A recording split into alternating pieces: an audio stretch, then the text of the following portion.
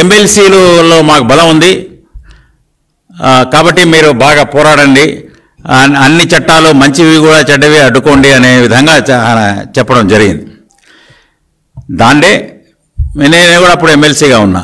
అప్పుడు లేదు ఇది అనవసరం, దుబారా ఖర్చు, అది ఇది తీసేస్తేనే బెటర్ అని మీరు రాజ్యసభకు కూడా అసెంబ్లీలో పాస్ చేసి తర్వాత మీకు సంఖ్యాబలం పెరిగే కొలది మళ్ళీ ఉండాలన్నారు. కానీ అది ఇంకా రాజ్యసభకు పోయినట్లేదు. మొదట పంపిందే ఈ ఎమ్మెల్సీల సభను, అప్పర్ హౌస్ని, లెజిస్లేచర్ను, కౌన్సిల్ను రద్దు చేయమనేదే ఇప్పటికే ఉంది అక్కడ.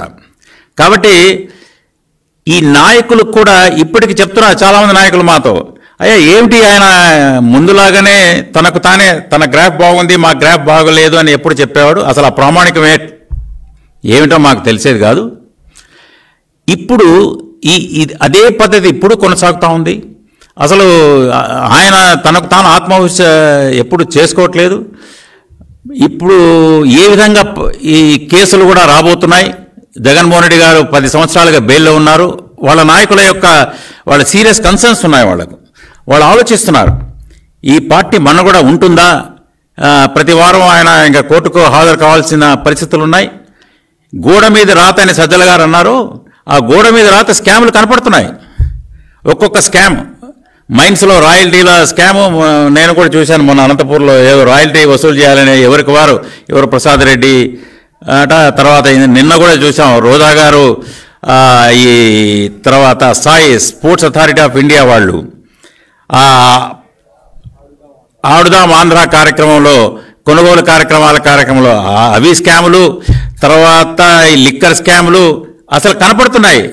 ఏ విధంగా క్యాష్ డీలింగ్స్ ఇన్ లిక్కర్, ప్రభుత్వ సంస్థల నుంచి ప్రైవేట్ వాళ్ళు వచ్చి క్యాష్ తీసుకుపోవడం ఒకటే. అంటే పైకేమో మనసా వాచా కర్మణాలు లేదు. నిన్ను వలని పొరుగు వారిని ప్రేమించమని ఈయన ఒక పవిత్ర బైబిల్లోని అంశాన్ని జగన్మోహన్ రెడ్డి గారు మర్చిపోయారు.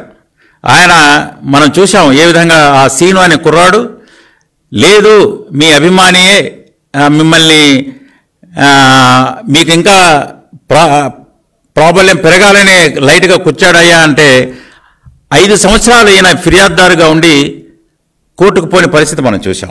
వాళ్ళ అమ్మ పాపం దీనురాలైన తల్లి ప్రతి గడపకు ప్రతి చోటికి పోయి ఆమె అడిగింది, నా కొడుకు బెయిల్ ఇప్పించండి అని. మర్డర్ కేసులో ఉన్నవాళ్ళు 3 సంవత్సరాలకు బెయిల్ వచ్చారు, 3 నెలల్లో బెయిల్ వస్తారు.